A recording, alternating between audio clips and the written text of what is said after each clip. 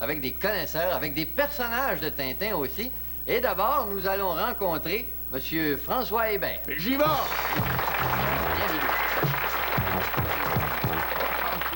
Alors, bonsoir. Bonsoir, mon cher Tintin. Vous avez vu le capitaine? Bien sûr. Il est dur à tenir. Il est pire que le capitaine Bonhomme. Ben, dites donc, mais... Très simplement, c'est que Hergé, le dessinateur de Tintin, était un simple machiniste et un simple, disons, tâcheron dans une imprimerie qui s'appelle Le Petit 20e. On lui a demandé à un moment donné, pour combler un blanc, en fait, dans le journal, de partir une histoire illustrée, tout simplement.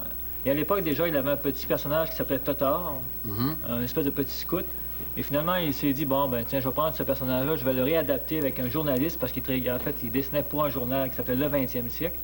Alors, il a utilisé ce journaliste-là et l'a envoyé directement au départ en Russie.